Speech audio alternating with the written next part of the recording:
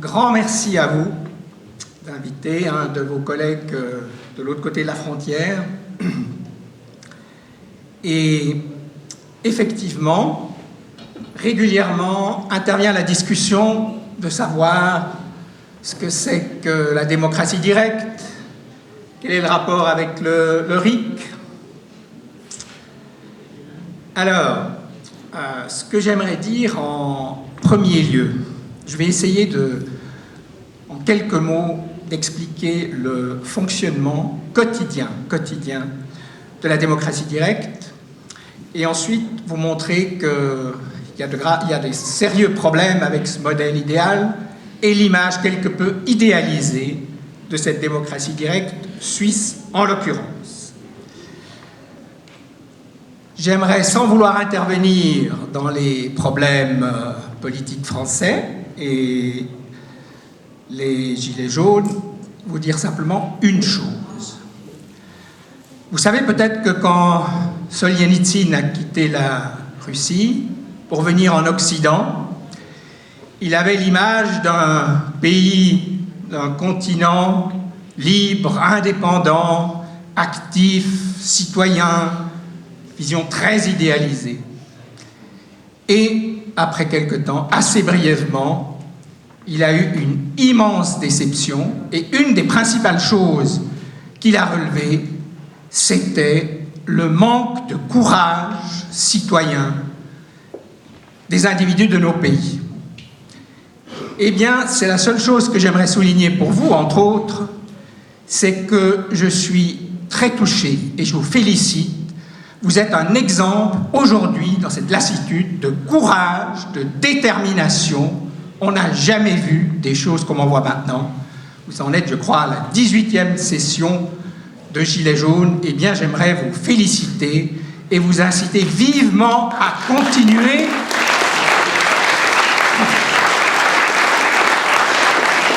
et à ne rien céder, ne pas entrer dans le jeu politique, là vous serez mort. Développer, par exemple, le RIC. Alors,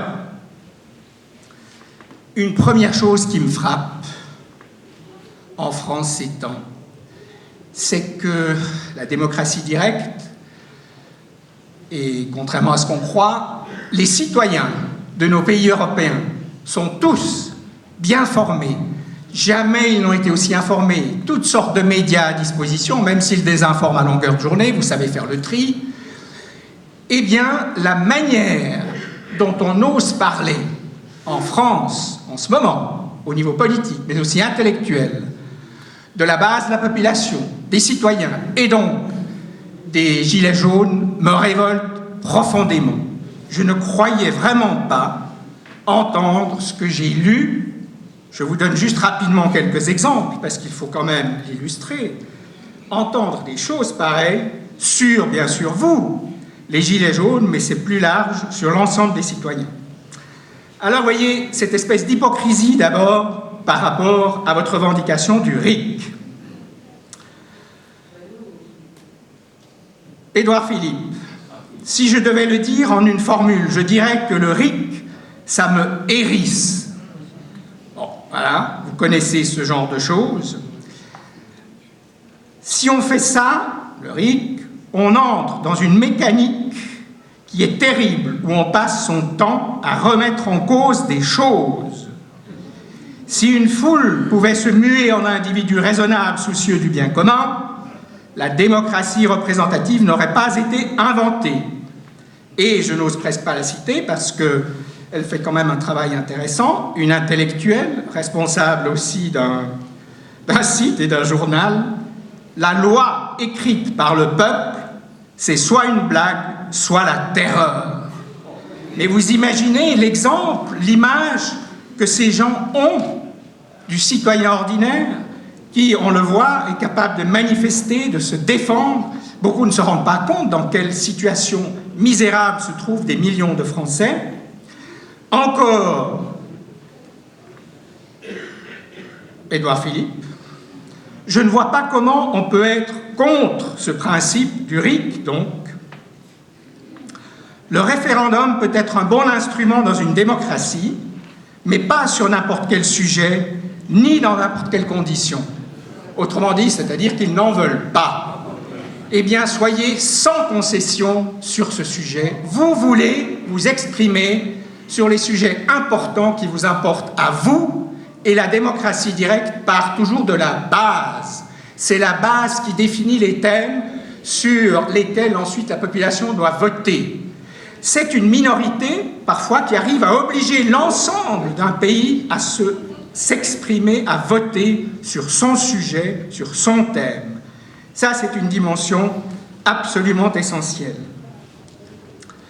Alors, il y a aussi quelques éditorialistes de revues hebdomadaires.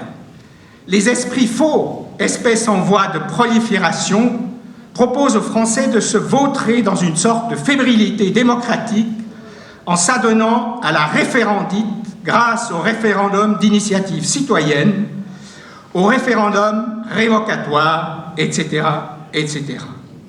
Il est temps que la démocratie se reprenne et cesse de donner des gages à ses ennemis, écoutez bien, vous êtes les ennemis, qui veulent, avec des référendums à tout va et une assemblée constituante, la dépiauter vivante. Vous seriez des antidémocrates modèles. Ce sont des hebdomadaires qui tirent à 500 000 exemplaires, qui disent ce genre de choses. Une dernière citation, et après on passe à la démocratie directe. Qu'un intellectuel qui a été ministre puisse dire la chose suivante, vous avez certainement vu, lu, entendu, qu'ils se servent, s'adresse au gouvernement, pour ne pas le nommer, c'est Luc Ferry, qu'ils se servent de leurs armes une bonne fois. Ça suffit, les Gilets jaunes. On a la 4e armée du monde, elle est capable de mettre fin à ces saloperies contre le RIC. Voilà le genre de choses que certains puissent le penser, mais le dire, l'écrire, le crier à la télévision, me semble évidemment absolument inadmissible et scandaleux, et surtout, en aucun cas, faiblir à cause de propos qui sont véritablement des propos de traîtres. Je suis désolé, mais je me sens vraiment dans l'obligation de le dire. Alors, maintenant, la démocratie directe, telle qu'on la pratique en Suisse. J'ai dit une version peut-être un petit peu idéalisée d'abord, mais c'est bien comme ça que ça fonctionne. Alors, si vous voulez, l'initiative populaire, on va passer rapidement. L'initiative populaire, c'est ainsi qu'on l'appelle chez nous, 100 000 citoyens signent à peu près sur n'importe quel sujet. S'il y a 100 000 citoyens, l'ensemble du pays doit se prononcer, théoriquement.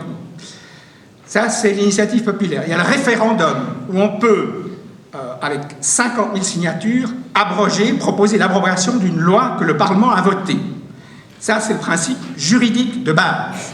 Mais la démocratie directe n'est pas qu'une technique électorale, politique. La démocratie de base, si elle est vraiment appliquée, vécue, c'est, comme on l'appelait dans le temps dans les sciences sociales, un phénomène social total. C'est un art de vivre.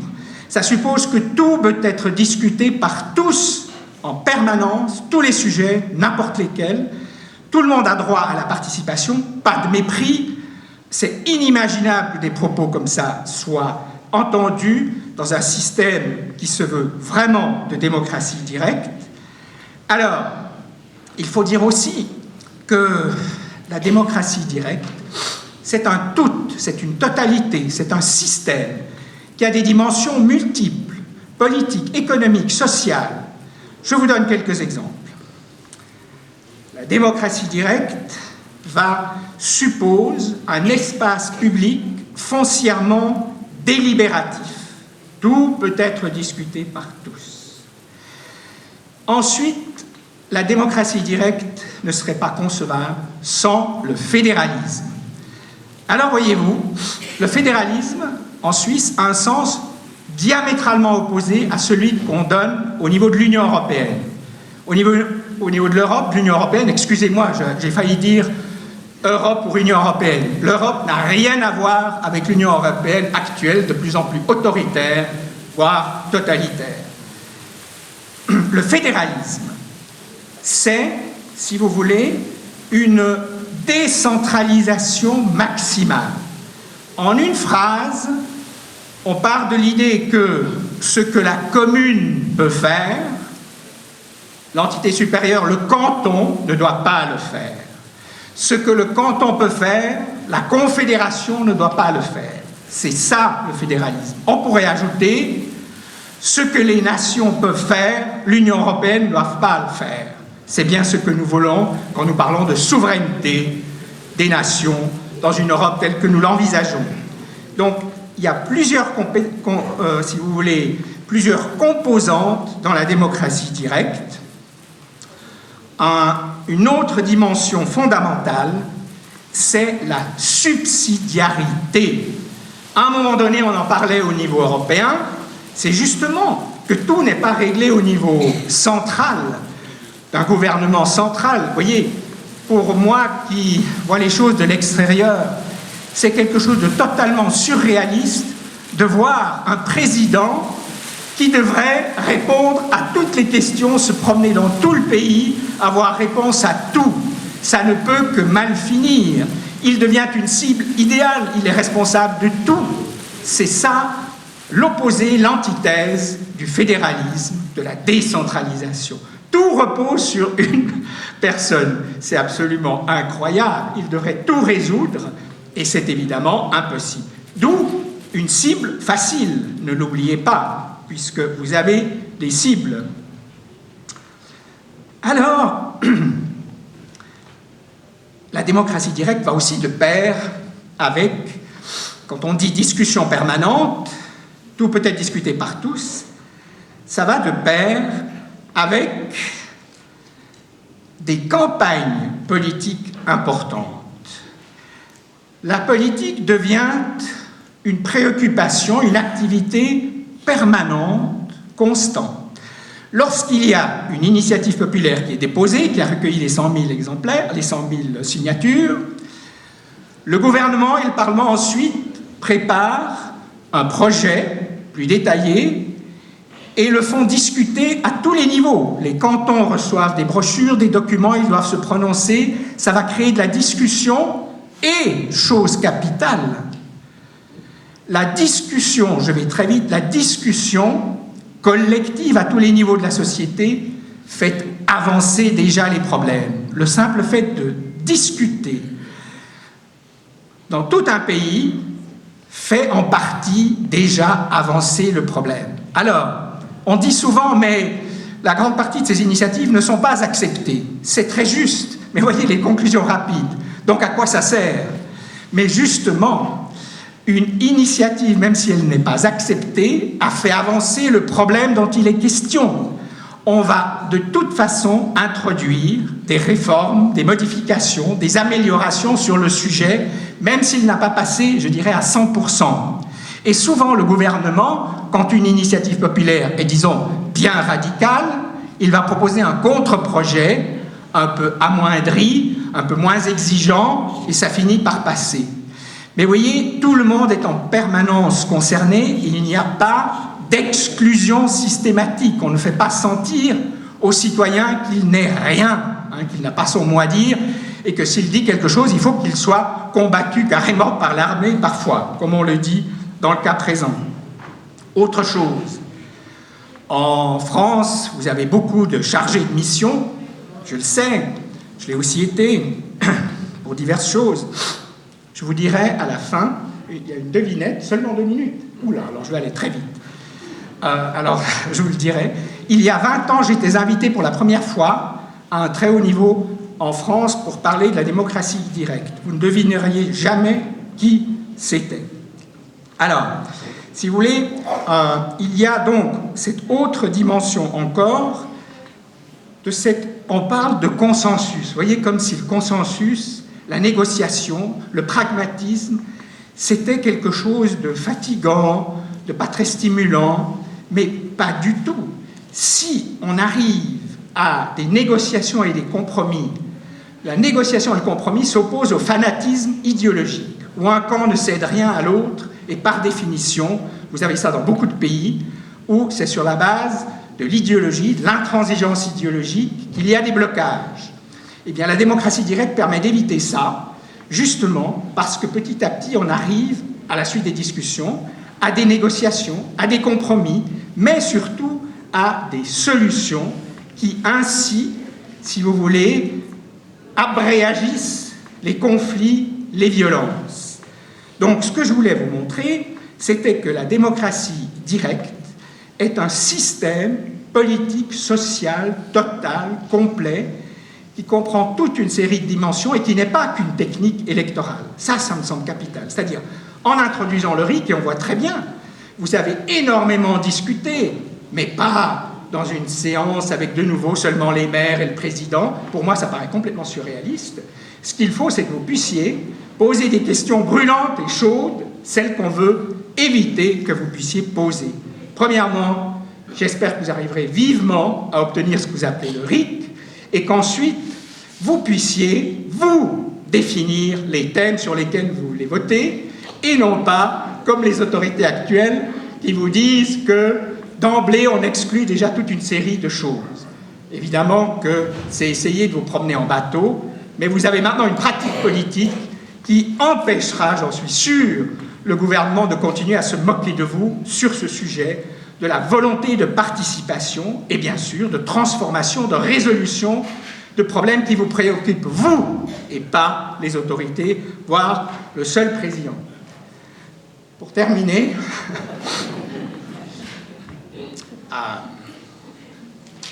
pourquoi vous ne vous entretuez pas avec toutes ces différences linguistiques, religieuses, économiques, démographiques, de mentalité, historique, etc. C'est la question que m'a posée une fois des jeunes étudiants. J'ai présenté le système de la démocratie directe dans plusieurs pays. Pourquoi vous ne vous entretuez pas? Eh bien, c'est à cause de cette culture politique qu'entraîne la démocratie directe, que j'ai essayé de vous expliquer en quelques mots. Et la petite surprise, qui m'a invité, il y a exactement 20 ans, à préciser comment fonctionne la démocratie directe suisse, ça ne dit rien sur mes orientations politiques.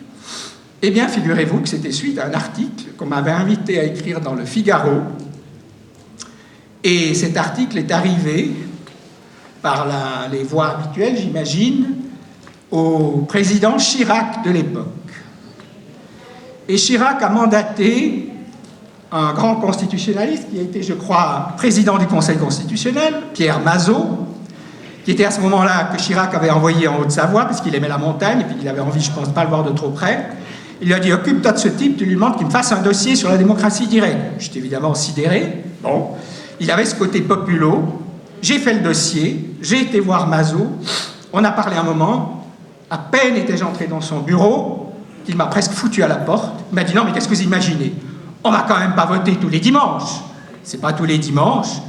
Donc, ce qui s'est passé ensuite, le dossier a passé à la présidence, mais il y a eu une masse d'opposition qui ont découragé Chirac d'introduire le moindre élément dans le sens d'une démocratie directe qu'il a dû renoncer.